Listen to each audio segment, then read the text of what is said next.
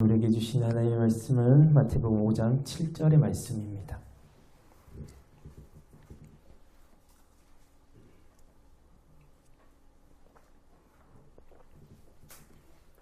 마태복음 5장 7절 쉬운말 성경이 없으신 분들이 있어서 앞에 있는 말씀으로 우리가 나누도록 하겠습니다. 우리 한 목소리로 우리 말씀을 받도록 합니다. 복됩니다. 자비를 베푸는 사람들이여 하나님께서 그들에게 자비를 베푸실 것입니다. 개역개정입니다. 긍휼히 여기는 자는 복이 있나니 그들이 긍휼히 여김을 받을 것이며. 아멘. 오늘은 긍휼히 여김을 받는 자라는 말씀을 함께 나누고자 합니다.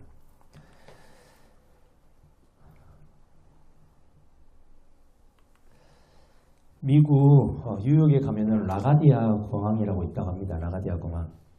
이제 판사이자 뉴욕시장을 3회 역임했던 사람이었던 피오넬로 라가디아 이름을 따서 공항이 지어졌다고 하는데, 이 시장이 판사로 재직을 했을 때 아름다운 일화가 있다고 해요. 그래서 그 일화를 먼저 나누고자 합니다. 어느 한 노인이 절도죄로 법정에 이제 서게 됐어요. 그러자 이 시장 이제 라가디아가 이제 노인에게 물어봅니다. 노인께서는 무엇을 훔쳐서 이 자리에 왔습니까? 라고 물어보니까 노인이 그래요. 너무너무 배가 고파서 뉴욕 거리에서 빵을 훔치다가 잡혀서 이 자리에 왔습니다. 그렇게 말합니다. 그러니까 판사가 그렇군요. 어르신의 딱한 사정을 잘 알겠지만 어르신이 남의 것을 훔쳤기 때문에 벌금 10달러에 판결합니다. 라고 말을 해요. 그러니까 노인이 그렇게 말을 하죠. 판사님, 저는 돈이 없어서 빵 훔친 사람인데 저에게 10달러가 어디 있겠습니까? 저는 돈이 없어요. 그랬더니 라가디아 판사가 자신의 주머니에서 10달러를 꺼내면서 이렇게 말합니다. 그 벌금은 제가 내겠습니다. 이렇게 굶주리는 사람들이 있는데도 저만 배불리 먹었기 때문에 저는 그 죄를 회개하고 제가 대신 그 벌을 받도록 하겠습니다. 그리고 또 다시 말을 이어갑니다. 혹시 이 자리에 계신 분들 중에 저와 같은 이 마음이 드신 분들은 그렇게 회개를 원하신 분들은 제가 모자를 돌릴 테니까 그곳에 모금을 부탁드립니다 해서 돈이 이렇게 모였다고 해요. 그래서 그 시장이 판사가 그 돈을 그 노인에게 주면서 이렇게 말합니다. 돌아가서 다시는 죄를 짓지 말고 이것으로 오지 마세요 라고 하면서 그를 돌려보냈다는 일화가 있어요. 그래서 이런 일화, 그리고 이 사람이 시장을 하면서도 슬로우 모션 같은 것들도 다 깨부셔버리고 그 뉴욕을 아름답게 만들었기 때문에 이 판사의 이름을 따서 그 공항이 지어졌다고 해요. 방금 이 일화를 들으시면서 혹시 어떤 생각이 드세요? 아니면 어떤 성경 구절을 혹시 떠오르시나요? 이 일화를 보시면서. 저는 이 일화를 제가 이제 읽으면서 성경 구절 하나가 떠올랐어요. 저희가 저번에도 나눴던 건데, 가늠하다가 예수님 앞으로 잡혀왔던 그 여인의 성경 구절이 전 떠올랐거든요. 우리가 저번에도 이 본문으로 말씀을 나누긴 했잖아요. 근데 성경은 참 신기한 것 같아요. 모든 성경은 물론 예수 그리스도와 십자가의 중점으로, 관점으로 모든 성경을 다 봐야 되는 거 맞아요. 그런데 우리가 이제 죄의 관점으로, 긍휼의 관점으로, 회개의 관점으로, 이런 기타 등등으로 어떠한 관점으로 그 말씀을 보느냐에 따라서 같은 본문임에도 불구하고 우리를 향한 성령의 조명이 달라진다는 이 놀라운 사실이죠. 저희가 저번에 이제 요한복음, 방금 제가 말씀드렸던 이 구절이 있는 요한복음 7장 53절부터 8장 11절의 말씀. 오늘은 이 긍휼이란 관점에서 제가 이 말씀을 나누고자 합니다. 그리고 예수님의 시선을 좀 살펴보고자 해요. 가늠했던 남자와 여자가 다 판결 현장에 왔어야 했음에도 불구하고 누구만 오죠? 여인만 끌려온단 말이에요. 그리고 예수님을 공경에 빠뜨리고자 했던 사람들이 여자만 들어오는 거잖아요. 그리고 예수님이 빠져나갈 수 없는 판결을 요청합니다. 예수님께서 바닥에 2번의 글을 쓰심으로써 그들의 죄를 드러내시고 그들이 물러가는 장면이 소개되는 본문이잖아요, 이게. 그리고 예수님이 그들에게 죄가 무엇인지 알려주시기 위해서 몸을 굽혀 바닥에 글을 쓰셨잖아요. 그런데 예수님이 몸을 굽히신 이유가 또 있는 것 같아요. 긍휼의 관점으로 보니까. 어느 누구도, 어떤 사람도 그 여인의 말에, 그리고 여인의 마음에 관심이 없을 때 예수님은 몸을 굽혀서 그 여인과 눈높이를 맞춰주시는 거예요. 그리고 그 여인을 바라봐 주십니다. 어떻게? 아주 따뜻한 눈길로 바라봐 주시는 거죠. 성경이 말하는 긍휼은 바로 이런 것이거든요. 그리고 예수님의 공생의 기간 중에 예수님의 옆에 있었던 사람들 있잖아요. 그 사람들은 사회의 기득권층이 아니에요. 사회에 정말 약했던 약자들이잖아요. 가난하고 소외된 자, 세리야, 창녀, 나병 환자, 귀신 들린 사람, 소경, 덩어리 등등. 이들의 공통점이 뭐냐면은 하나같이 율법 규정에 의해 가지고 죄인이거나 부정한 사람으로 낙인 찍힌 사람들이에요. 그래서 이렇게 낙인 찍힌 사람들의 공통점이 뭐냐면은 성전에 들어갈 수가 없어요. 그래서 율법 때문에 그들은 죄를 용서받을 기회조차도 빼앗겨버린 사람들이라고요. 예수님이 이렇게 성전에서 죄를 사함받지 못하는 사람들을 찾아다니시는 거라고요. 그들이 성전으로 나아오지 못하기 때문에 성전 대신 예수님께서 그들을 찾아가시는 사건이죠. 이게 바로 복음서의 사건이잖아요. 그래서 예수님은 이렇게 본인이 말씀하십니다. 나는 의인이 아니라 죄인을 불러 회개시키러 왔다라고 말씀하시는 거죠. 이 사람들 말고 이렇게 성전에 가지 못했던 사람들 말고 성전에서 출입할 수 있었던 사람들 있죠.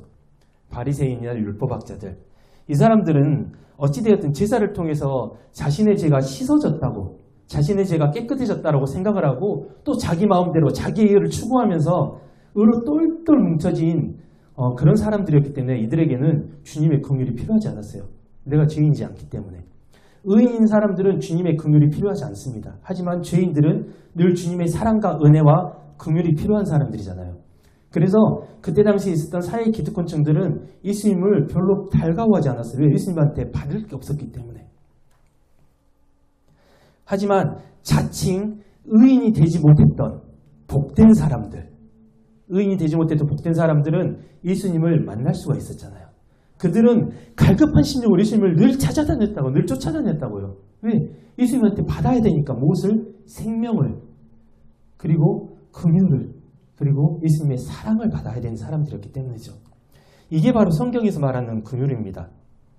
긍휼의 사전적 의미를 살펴봤습니다. 가엾게 여겨서 도와준다라고 되어 있어요.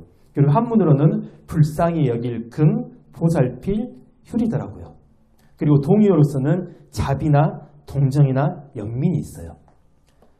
그런데 동의어라고 하는 자비와 긍휼의 차이를 제가 좀 살펴보고자 합니다. 우리가 말하는 자비와 성경이 말하는 긍휼이 진짜 같은 단어인지를 좀 살펴보고 싶은 거예요. 긍휼은요, 성경에서 말하는 긍휼은요, 아무런 조건이 없어요. 누군가의 마음을 같이 느끼는 거예요. 아무런 조건이 없더라도 누군가의 마음을 같이 느끼는 거라고요. 그 여인과 눈을 맞춰주셨던 눈높이를 맞춰주셨던 예수님처럼. 그런데 자비라는 단어가 성립하기 위해서는요, 자비를 구하는 사람이 있어야 가능합니다. 그러니까 긍휼은 동기가 내 안에부터 시작이 된다면은 자비의 동기는 상대의 요청에 의해서 발생한다는 거예요. 긍휼은 능동적이고 자비는 수동적이에요. 오늘 우리가 보는 성경인 쉬운말 성경도 아까 읽었다시피 긍휼을 자비라고 번역을 했다고요. 근데 제대로 살펴보면 이 두 단어의 의미가 아예 다른 의미라고요. 아예. 그래서 우리는 성경에서 긍휼이라고 말씀하실 때 그걸 자비가 아닌 긍휼 자체로 보는 연습이 우리 가운데 필요합니다. 그리고 우리는 긍휼과 구제를 같은 말처럼 사용을 해요. 물론 긍휼과 구제는 지극히 유기적인 관계예요. 떨어져 있는 관계가 아니에요. 이런 말이 있더라고요. 긍휼이 없는 구제는 가식이고 구제 없는 긍휼은 관념일 뿐이다라는 말이 있어요.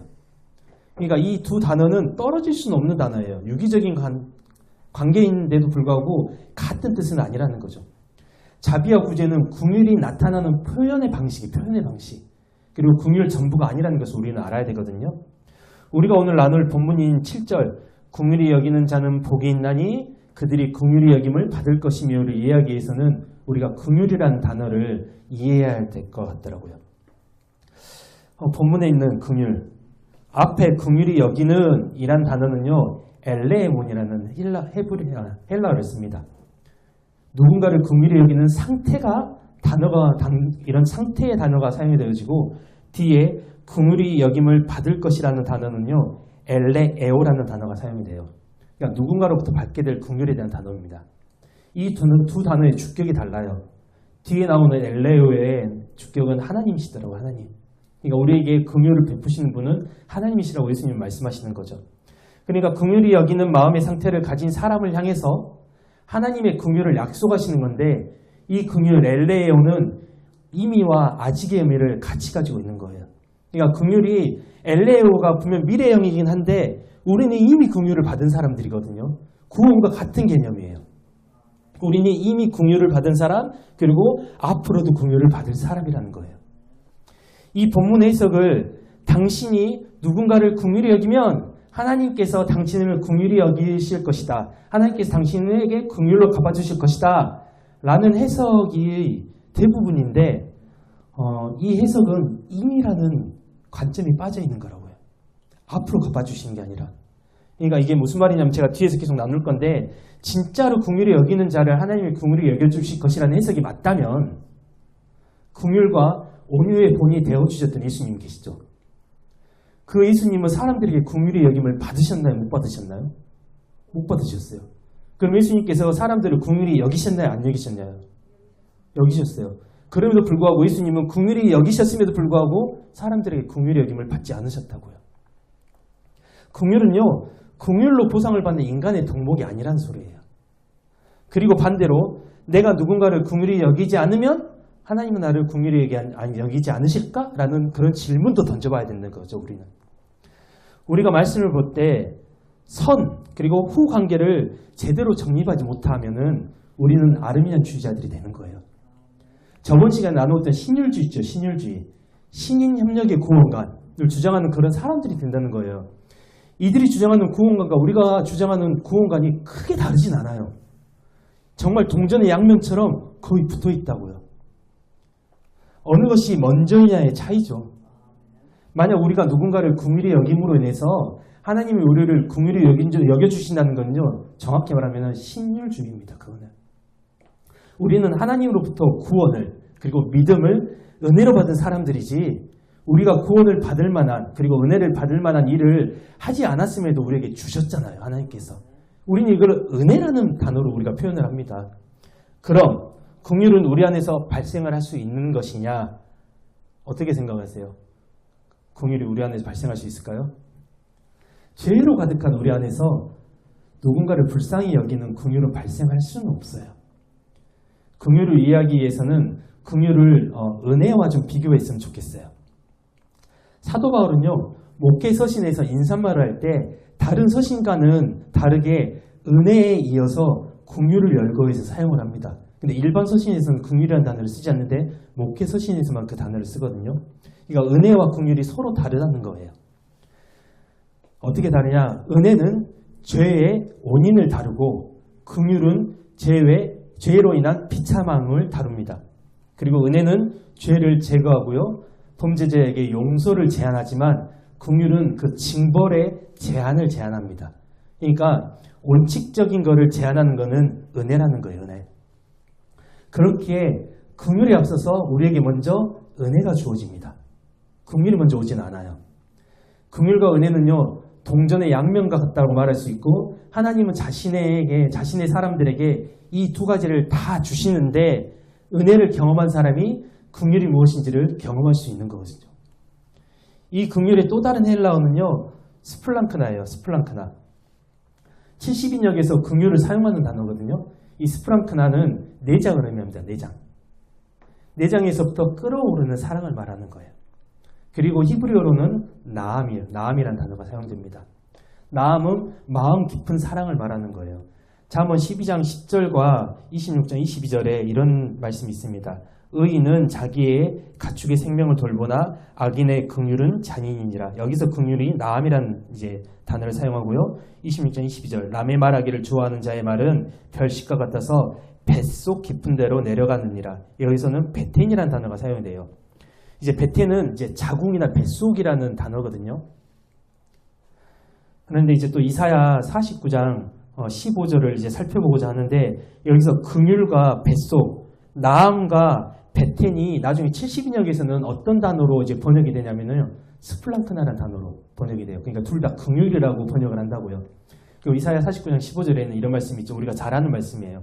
여인이 어찌 그 젖먹는 자식을 잊겠으며 자기 태에서 난 아들을 긍휼히 여기지 않겠느냐? 그들은 혹시 잊을지라도 나는 너를 잊지 아니할 것이라 라고 하나님께서 이렇게 말씀하시죠. 여기서 태는 베텐이고 긍휼은 나암이라는 단어를 쓰고 있어요. 이사야는요, 하나님의 긍휼이 어머니가 자식을 품는 것과 같은 것을 알고 있다고요. 그래서 베텐과 나암을 연결해서 사용을 해요. 그런 의미로 사용을 한다고요. 그리고 베텐은 신체의 상태를 말하는 거고 나암은 마음의 상태를 말하는 같은 단어예요. 그래서 이거를 70년에서는 스플랑크나 똑같이 긍휼이라는 단어로 번역을 한다고요. 하나님이 우리를 긍휼히 여기시면요, 마음의 애끓음, 이거를 넘어가지고 우리가 볼 수 있는, 우리가 눈으로 볼 수 있는 육체적으로도 나타납니다. 그 하나님의 긍휼이 어떻게 나타나죠? 예수 그리스도의 십자가로 긍휼이 확정이 됩니다. 누가복음 23장 34절. 예수님께서 이제 십자가상에서 십자가 위에서 말씀하셨던 말씀이죠. 이에 예수께서 이르시되 아버지 저들을 사하여 주옵소서 자기들이 하는 것을 알지 못함이니이다 하시더라. 그들이 그의 옷을 나눠 제비 뽑을세. 여기는 이제 예수님께서 이제 십자가상에서 자기를 못 받는 사람들을 위해서 하나님께 중보하는 기도예요. 예수님께서는요, 하나님께 아버지 저들을 죽여주시옵소서 라고 기도하지 않으셨어요. 그렇게 탄원하지 않으시고 저들이 하는 일을 알지 못한다라고 탄원하시죠. 예수님은 그들을 긍휼을 넘어서 은혜의 눈으로 바라보셨습니다. 그들이 하는 일이 그들 스스로 하는 것이 아니라 사탄에게 붙잡혀가지고 사탄에게 사로잡혀서 사탄의 희생물로 사탄의 일을 대신하고 있는 그 상태를 아버지께 아뢰는 거라고요. 스데반도 사도행전 7장 60절에 예수님과 똑같은 기도를 예수님께 하잖아요. 똑같이. 우리 눈에도 이런 사람들이 보일 때가 있지 않습니까? 우리가 이런 사람들이 보게 하실 때 우리가 취해야 될 태도가 뭐냐? 바로 이와 같아야 되는 거거든요. 만약 우리가 그 사람들을 향해서 이런 기도를 하지 못하고 그들을 마음으로 정죄하고 있다. 그러면 어쩌면 나는 아직도 그 십자가의 긍휼을 경험하지 못한 사람일 수 있어요. 용서받는 것이 무엇인지, 긍휼이 무엇인지 경험했다면 스데반의 기도는 우리 삶에도 반드시 일어나야 됩니다. 근데 이 스데반의 기도가 우리 삶 가운데 일어나기가 너무 힘든 것 같아요. 우리는 예수 그리스도의 십자가를 분명히 경험했다고 말을 하고 우리는 예수 그리스도의 그 보혈의 은혜를 경험했다고 말을 함에도 불구하고 우리 삶에서는 이런 모습들이 잘 드러나지 않는 것 같아요. 다윗은 시편에서 이렇게 말을 하더라고요. 시편 66편 18절 19절입니다. 만일 내가 마음속에 죄악을 품었다라면 어찌 주께서 내 기도에 응답해 주셨으랴. 이게 무슨 말이죠? 내가 하나님께 기도할 때 내 마음에 죄가 남아있다면, 그리고 누군가를 미워하는 이 죄가 남아있다면 하나님께서 내 기도에 응답하지 않으실 것입니다 라는 말씀이죠. 그러나 진실로 하나님께서는 내 부르짖는 소리에 귀를 기울이셨고 내 기도에 응답해 주셨다 라고 다윗이 말을 해요. 이게 무슨 말이에요? 하나님, 나는 누구를 미워하지 않아요. 하나님, 나는 누구를 어떤 사람이든지 긍휼의 눈으로 바라보고 있어요. 그러니까 하나님은 내 기도에 응답을 하시는 거죠 라고 말하는 거라고요. 우린 이런 기도를 할 수 있는 사람들이 많나요? 우리도 다윗처럼 이렇게 하나님, 내 안에 죄가 남아있다면, 누군가를 용서하지 못하는 그런 죄질이 남아있다면 하나님은 내 기도에 응답하지 않으시죠? 하지만 내가 응답하는 모든 것에 하나님은 기도하시잖아요. 나는 누군가를 긍휼히 여기는 사람이 맞아요 라고 우리 그렇게 기도할 수 있냐라는 거예요. 우리가 형제를 사랑하지 않아도 하나님께 용서를 구할 수는 있어요. 하지만 이런 용서를 구하는 기도에 마음에 찔림이 있다면 그 기도는 응답이 되지 않을 수 있습니다.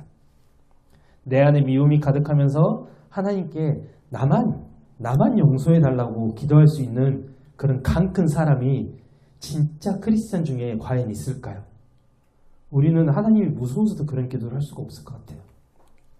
우리는 하나님의 긍휼을 가득 담아내는 저장 탱크가 아니에요. 우리는요, 긍휼을 흘러보내는 통로라고 해요. 통로. 그렇기 때문에 내 안에 하나님으로부터 주어지는 긍휼이 있다면은요, 그 긍휼을 또 누군가를 향해서 반드시 흘러가야 되는 거라고요. 그렇게 흘러서 빠져버린 긍휼의 자리는 다시 하나님으로부터 우리에게 흘러 들어와서 우리 안에 가득 차게 되니 내 안에 다른 사람을 향한 미움이 남아있을 수가 없고 들어올 수가 없다고요. 흘러나간 긍휼을 다시 하나님의 긍휼로 채우기 때문에. 로마서 5장 8절의 말씀입니다. 이 말씀도 우리가 너무 잘 아는 말씀이죠. 하지만 하나님의 독생자 그리스도께서는 우리가 아직 죄인이었을 때 우리를 위해 죽으셨습니다. 그리고 하나님께서는 우리를 위한 자신의 사랑을 이렇게 그리스도의 십자가를 통해서 보여주셨다라고 바울이 말을 합니다. 긍휼은요, 믿음과 같이 은혜로 주어집니다. 똑같이. 내가 긍휼을 받겠다고 하나님을 향해서 조건을 내세울 수 없을 때에도 하나님은 우리를 향해서 긍휼을 그리고 은혜로 허락해 주셨기 때문에 내가 하나님의 긍휼을 아는 사람이라면 나의 삶 가운데서 긍휼은 반드시 드러날 수밖에 없어요. 우리가 하나님과 마주할 때, 우리가 하나님과 마주대할 할 때 어느 누구도 다른 사람보다 내가 더 낫다, 내가 더 유리하다라고 말할 수 있는 사람은 아무도 없어요. 다 똑같은 사람이에요. 우리 하나님 보시기에는 우린 다 똑같은 사람이라고요. 우리는 기독교인이 되기 위해서 부르심을 받은 게 아니에요. 우리는 기독교인이 된다는 것은요, 어떤 성격을 소유하는 것이 아니라 부르신 분과 어떤 관계에 있느냐는 거예요. 기독교인은요. 그래서 우리는 이미 기독교인으로 부르심을 받은 사람이지 기독교인이 되기 위해서 부르심을 받은 사람이 아니라는 거예요. 하나님이 우리와 부자의 관계를 체결해 주셨거든요. 어떻게? 예수 그리스도를 통해서. 맏아들 대신 예수 그리스도를 통해서 또 다른 열매로 피어나는 우리를 부자 관계, 다른 아들이라고 우리를 표현하시잖아요. 그런데 자꾸 우리의 삶의 모습에서 무엇인가 드러나야 한다고 계속 말을 하는 이유는 뭐냐?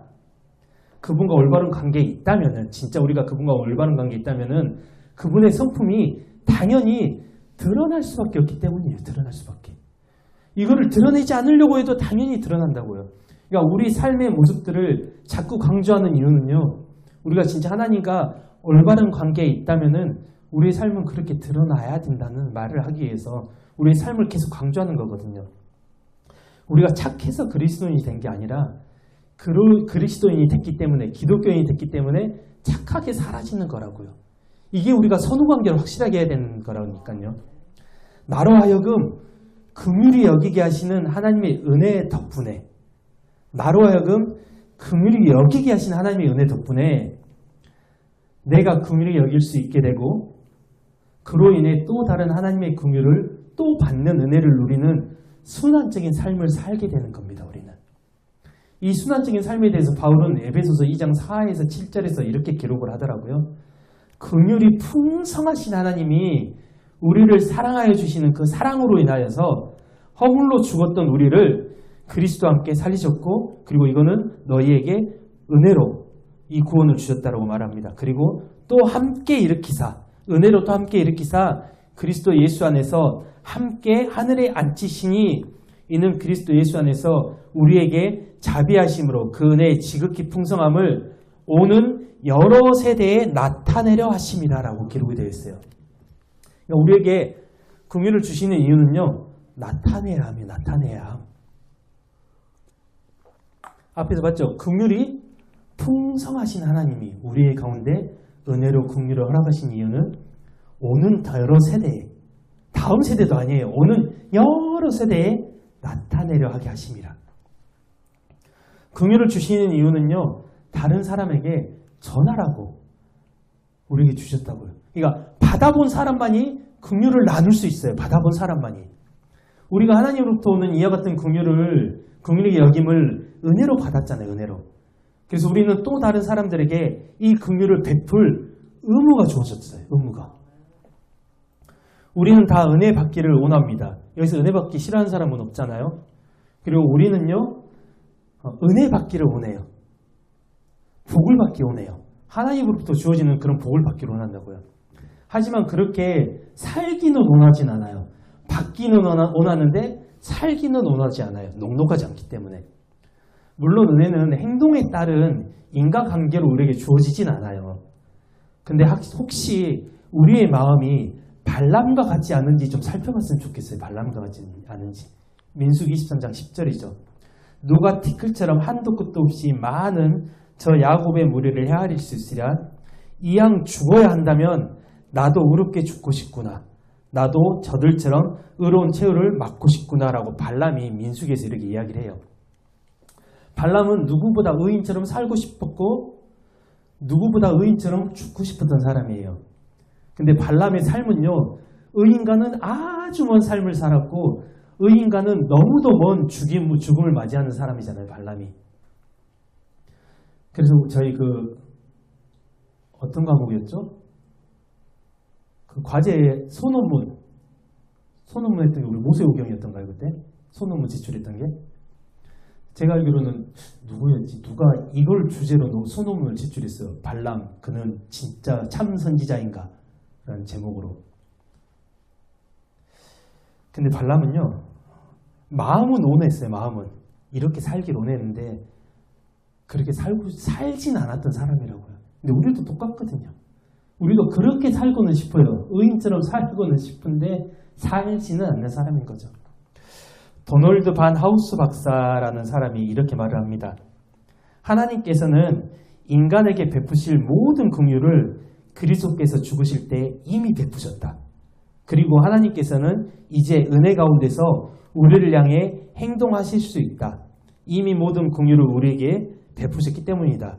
그리고 이제 샘은 터졌다. 긍휼의 샘은 터졌고 마음껏 넘쳐 흐르고 있다라고 이 박사가 이렇게 이야기를 합니다. 우리는요, 이 샘이 흐를 수 있도록 그냥 놔두면 돼요. 그냥.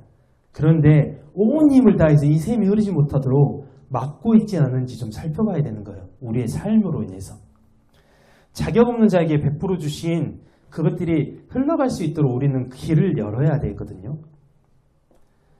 이런 일화가 있습니다. 어떤 어머니가 나폴레옹에게 찾아와요. 나폴레옹에게. 그리고 자신의 아들을 용서해 주기를 간청을 합니다. 나폴레옹은 그 아들이 2번이나 죄를 지었기 때문에 처벌을 받아야 된다고 말을 해요. 용서할 수 없다고 말합니다. 그러자 그 어머니가 나폴레옹에게 다시 간청을 합니다. 뭐라고 간청하냐? 저는 당신에게 정의를 강구하는 게 아닙니다. 저는 당신의 긍휼을 강구하는 것입니다. 라고 이제 다시 간청을 해요. 그랬더니 나폴레옹이 뭐라고 말하냐? 당신의 아들은요, 긍휼을 받을 자격이 없는 사람이에요. 이렇게 말을 해요. 그러니까 어머니가 울부짖으면서 다시 말을 해요. 뭐라고 하죠? 자격이 있어서 구함을 받는다면 그건 긍휼이 아니겠죠. 자격이 없으니 제가 당신께 긍휼을 구하지 않겠습니까? 라고 이렇게 다시 간청을 한다고요. 그때야 나폴레옹은 이 긍휼에 대해서 깨닫고 그 아들을 용서를 해줬다고 말을 해요.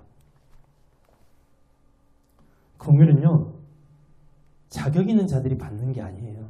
긍휼은 자격 없는 자들이 받는 게 긍휼이라고요. 만약에 우리가 이 하나님의 긍휼을 받았다면요, 우리가 누군가를 긍휼의 눈으로 바라봤을 때는요, 우리가 똑같이 그 사람도 자격 없음에 감사하면서 우리가 긍휼을 베풀어야 되는 거라고요. 그 사람이 긍휼을 받을 자격이 있어서 우리가 그 사람을 용서할 수 있나요? 아니라고요. 나도 하나님께 자격이 없음에도 불구하고 우리가 하나님께 용서를 받았잖아요. 우리가 하나님께 사랑을 받았잖아요. 우리가 하나님께 은혜를 받았잖아요. 그럼 우리도 누군가를 바라보는 그 눈이 똑같아야 된다고요. 이거를 엠블레프라고 해요. 하나님의 눈으로 바라보는 거. 내가 자격에 대해서 하나님의 은혜와 긍휼을 받은 게 아니라는 사실을 놓치지 않기를 바랍니다. 자격 없는 자이기 때문에 하나님이 우리에게 부으시고 베푸시는 모든 것들이 은혜이고 긍휼이지, 만약 자격이 있다면 바울이 말한 것처럼 이거는요, 대가가 되고 싹시 되는 거라고요. 포도밭 주인의 비유의 그 종처럼 내가 더 많이 했으니까 더 많이 줘야 하는 거 아니냐고 따지는 사람이 우리는 아닌지 좀 살펴봤으면 좋겠어요. 우리 속담처럼 물에 빠진 사람 구해줬더니 뭐라고요? 보따리 내놓으라고. 이런 뻔뻔한 사람이 우리는 아닌지 좀 돌아봤으면 좋겠다고요. 그럼 긍휼이라는 것이 우리 삶에서 어떻게 나타날 수 있을까요? 과연 정말 지극히 작은 애인데 이 애를 좀 나눴으면 좋겠어요. 우리는 물질의 나눔을 통해서 긍휼히 여길 수 있을 것 같아요. 가난한 자들, 약한 자들에게 우리가 이게 손을 베풀어 줄 수 있는 거. 우린 이렇게 그들에게 긍휼을 좀 나타낼 수 있을 것 같아요. 우리는 누군가를 불쌍히 여김으로 긍휼히 여길 수 있습니다. 정말 힘들고 아픈 사람을 향해서 우리가 위로하고 격려하는 따뜻한 말 한마디가 그 사람을 살리는 말이 되거든요. 우리는 누군가에게 자신의 죄를 직시할 수 있도록 복음을 통해 자극을 줌으로써 그를 긍휼히 여길 수 있습니다. 심장이 멈춰버린 사람에게는 가장 필요한 게 뭐죠? 자극이요. 심장에 자극을 주는. 그래서 CPR을 행하잖아요. 죄로 인해서 굳어져 버린 사람에게는요, 당신이 죄인임을 반드시 알려주는 자극이 필요합니다. 그래서 그 사람의 영혼이 이 죄에서 다시 한번 살아날 수 있도록 우리가 그렇게 힘을 써야 됩니다. 우리는 기도함으로, 하나님을 모르는 영혼들을 위해서 기도함으로 긍휼히 여길 수 있습니다. 나를 위한 기도보다 어느 영혼을 위한 기도에 하나님은 훨씬 더 빨리 반응하시더라고요. 그리고 우리는 복음을 전함으로 누군가를 긍휼히 여길 수 있습니다. 진짜 전도를 해야 되는 것이 진짜 전도. 우리가 지금 하고 있는 전도들 있죠. 뭐 전도 대잔치 막 이런 것들 있죠. 저는 전도를 하기 위해서 가장 필요한 게 뭐냐면요. 내 안에 예수 그리스도 있고 내 안에 복음이 있는 게 저는 가장 중요하다고 생각을 해요. 전도의 뜻이 뭐죠? 도를 전달하는 거잖아요. 이 도라는 거는 우리가 이제 도교와 유교 사상 때문에 이 도라는 말을 쓰는데 진짜 도는 뭐냐면 예수 그리스도잖아요. 복음이고. 그럼 내가 누군가에게 예수 그리스도를 전하고 내가 누군가에게 복음을 전하기 위해서 필요한 건 뭐죠? 복음이에요. 복음. 내 안에 복음이 있어야 누군가에게 전달을 하지 내 안에 없는 걸 누구에게 전달할 수가 없다고요. 긍휼도 마찬가지잖아요. 그래서 진짜 전도는 뭐냐? 내가 먼저 예수 그리스도를 아는 게 진짜 전도예요. 나에게 전도가 먼저 필요하다고요. 그리고 그 후에 누군가에게 내가 알게 된 예수 그리스도를 전하는 전도가 필요하다고요. 저희가 누군가에게 전도 물품을 나누는 것도 되게 중요하다고 저는 생각을 해요. 근데 저는 진짜 전도를 하기 위해서 저는 그 전도 물품에 교회에 대한 모든 것들이 빠졌으면 좋겠어요. 저는 개인적으로. 차라리 교회 이름, 교회 예배 시간 뭐 이런 거 약도를 넣는 그 공간 안에 진짜 복음의 핵심을 넣는 성경 말씀이 들어가 있으면 좋겠다고 저는 생각을 하는 거라고요. 우리 교회 오는 게 전도가 아니잖아요. 믿지 않는 영혼이 예수께로 가는 게 전도죠. 그래서 우리 교회 이름은 굳이 중요하지 않아요. 그 사람에게 정말 필요한 건 뭐냐? 교회 이름이 아니라 예수 그리스도를 영접할 수 있는, 예수 그리스도를 믿을 수 있는 그 한 말씀이 저는 중요하다고 생각을 하는 사람이라고요. 그래서 진짜 전도를 하고 싶다 그러면요, 거기에 영혼을 살릴 수 있는 말씀을 더 가득 채웠으면 좋겠어요. 우리 교회 안 와도 되잖아요. 그 사람이 예수를 만나고 어느 교회에서든지 신앙생활 하는 게 가장 중요한 거 아닙니까? 저는 이게 진짜 전도라고 생각을 한다고요. 그래서 우리가 복음을 전함으로 누군가를 긍휼히 여길 수 있는 전도가 필요하다고 말하는 이유는 뭐냐? 내가 먼저 예수 그리스도를 알고 깨닫고 내가 알고 깨달은 예수 그리스도를 전하는 전도로서 우리가 누군가를 긍휼히 여길 수 있다고 저는 말하는 거예요. 다시 말씀드리지만 긍휼은 우리의 것은 아니에요. 로마서 9장 15절 16절입니다. 모세에게 이르시되 내가 긍휼히 여길 자를 긍휼히 여기고 불쌍히 여길 자를 불쌍히 여기리라 하셨으니 그런즉 오원하는 자로 말미암음도 아니요 다른 박제라는 자로 말미암음도 아니요 오직 긍휼히 여기시는 하나님으로 말미암음이다. 이게 무슨 말이죠? 긍휼이 너희가 뭐 뛴당해서 너희가 원한당해서 너희에게 생겨나는 게 아니라고 말씀하시는 거예요. 긍휼은 오직 긍휼히 여겨주시는 하나님으로부터 주어진다고 말하는 거죠. 그래서 긍휼은 우리의 노력으로는 절대 나타날 수 없습니다. 그럼에도 우리가 하나님의 말씀에 따라 지으심을 받았잖아요. 그리고 그분이 원하시는 삶을 살아야 되잖아요. 우리는. 이게 바로 하늘 백성의 특징이자 권리이며 의무예요. 하늘 백성의. 하나님은 우리가 하나님을 영광하기 위해서 하나님의 닮음의 모습으로 살아가기를 원하십니다. 영광은요, 우리 그때 김강현 목사님한테 이제 배웠을 때 영광은 하나님을 반사하는 거라고 우리가 배웠거든요. 저도 이 말이 동의가 되더라고요. 우리 안에 없는 걸로 하나님을 영광할 수가 없어요. 우리의 닮음의 모습으로 주셨던 하나님을 우리가 그 빛을 받아서 다시 빛을 반사하는 영광의 삶. 우리가 영광하기 위해서 우리가 하나님과 아버지의 자녀의 관계로 맺어졌거든요. 하나님을 영광하기 위해서. 하지만 우리 안에는 여전히 죄가 가득 차 있기 때문에 하나님의 속성들이 스스로 나올 수는 없어요. 그래서 우리가 하나님을 영광을 해야 된다는 거죠. 빛을 받아서. 그래서 하나님은 예수 그리스도의 삶과 그분의 십자가를 통해서 이런 게 말씀의 삶이다라는 것을 먼저 우리에게 알려주셨습니다. 그리고 십자가를 통해서 그 긍휼을 우리 안에 넣어주세요. 그러니까 예수 그리스도의 십자가를 품고 사는 사람은요, 십자가를 통한 긍휼을 매일 공급받고 살아가는 사람이라고요. 내가 살아가는 삶 속에서 긍휼이 나타나지 않고 드러나지 않는다면은 어쩌면 우리는요, 예수 그리스도의 십자가를 머리로는 충분히 이해하는 사람일지 모르겠지만 마음으로는 아직 느끼지 못한 사람일 수 있어요. 부어주신 그 긍휼이 무엇인지 알 수 있도록, 그리고 아는 만큼 그 긍휼을 드러낼 수 있도록 우리는 매일매일 강구해야 됩니다. 그래야지 우리가 긍휼을 알 수 있기 때문이죠. 마지막으로 이 긍휼의 삶이 무엇인지 잘 보여준 믿음의 선배 두 분을 소개하면서 설교를 좀 마치고자 합니다. 인천 강화도 읍내에 80세의 김씨 부인이라는 사람이 살고 있었어요. 물론 지금은 돌아가셨죠. 김씨 부인에게는요, 복섬이라는 여종이 있었거든요. 근데 이 김씨 부인이 마태복음 18장 15절 이하의 말씀을 듣던 중 마음속에서 회개가 일어납니다. 18장 15절 이하의 말씀이 뭐냐면은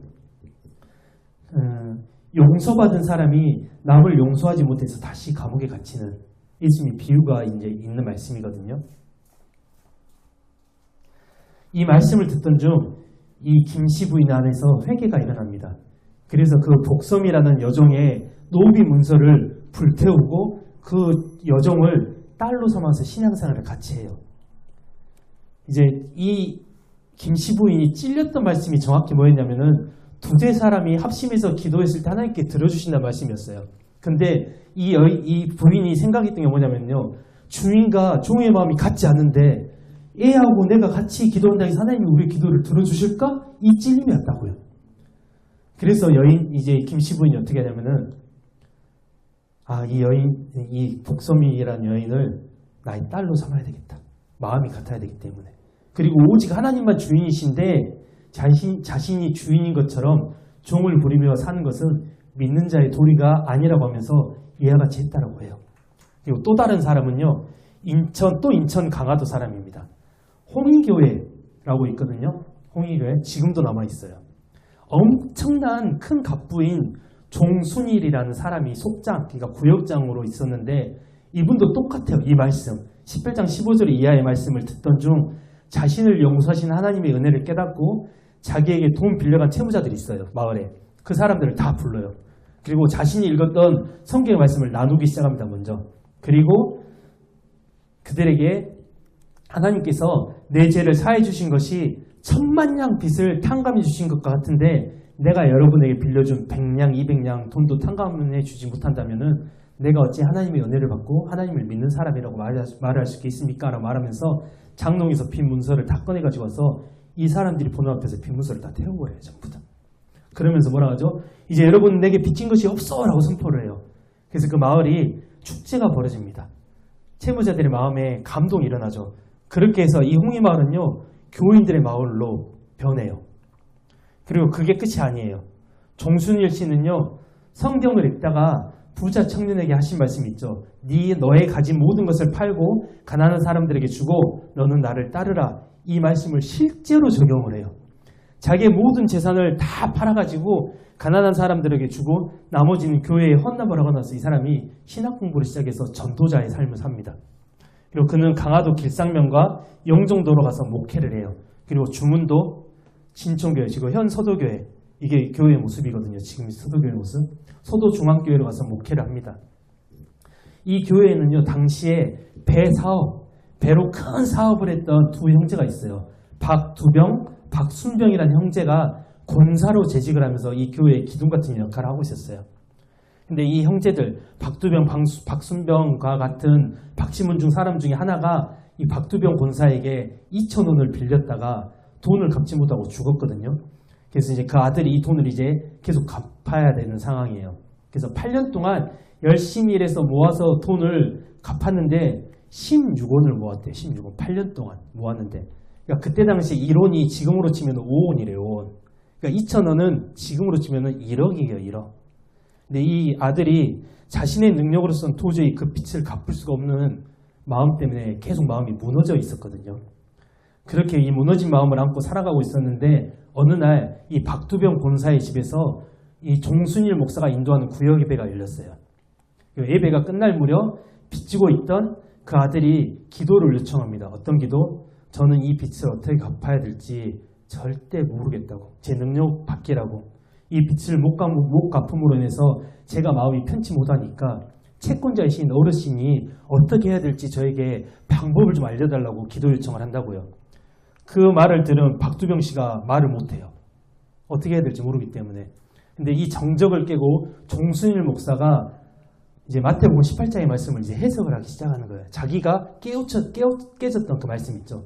그걸 해석하니까 동생이었던, 당사자가 아닌 동생이었던 박순병 권사가 형님한테 이렇게 말을 해요. 형님, 오늘 이 자리에서 이 문제가 이렇게 발단이 된 것은요. 다 하나님의 뜻인 것 같습니다. 형님이 그 돈을 받지 않더라도 당장 곤란을 겪지 않는 거라면 형님, 이 돈을 탕감해 주는 게 어떻겠습니까? 라고 물어봐요. 그 사람이 이 문제 때문에 마음이 다쳐서 하나님을 예배한다고 하는데 진짜 이 예배가 진짜 예배가 되겠습니까? 라고 이제 물어보니까 형이었던 박두병 씨가 즐거운 마음으로 2,000원의 빚을 탕감을 해줍니다. 그러니까 또 박순병 씨도 그거에 감동을 받아서 뭐라 하냐, 형님께서 그렇게 큰 금액을 탕감해 주시는데 60원, 고작 60원을 내가 탕감해 주지 않으면은 내가 되겠습니까? 그러면서 이 두 형제가 그 빚을 다 탕감해 줬다고요. 그러니까 함께 있었던 교인들이 함께 기뻐하면서 찬양을 합니다. 그런데 가장 기뻤던 사람은 누구냐? 종순일 목사였어요. 17년 전에 자신이 고향에서 처음 성경 말씀을 읽고서 홍이마을 사람들의 빚을 탕감해 줬던 그 사건이 오늘 똑같이 일어나고 있다고. 똑같이. 그리고 똑같은 말씀으로. 종순일 목사는 말씀에 살아서 역사 그리고 긍휼이 어떻게 흘러가는지를 보면서 너무너무 기뻐했다고요. 이 이야기는요, 지어낸 이야기가 아니에요.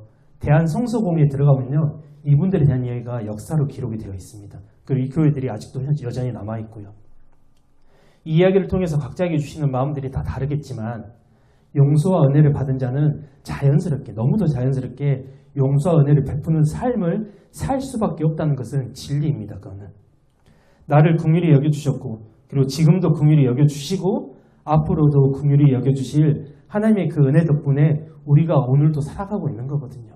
내 힘으로 살아가는 게 아니라 받고 경험해본 사람의 삶에 대해서 우리가 고민하는 그런 한 주가 되기를 축복합니다. 그래서 우리는 어떻게 우리가 받았던 그 사랑, 우리가 받았던 그 긍휼, 우리가 받았던 그 은혜를 어떻게 우리가 또 다른 사람들에게 드러낼 수 있을지 그런 고민을 하면서 우리가 하루하루를 좀 살아가는 그런 삶이 되기를 축복합니다. 기도하겠습니다. 하나님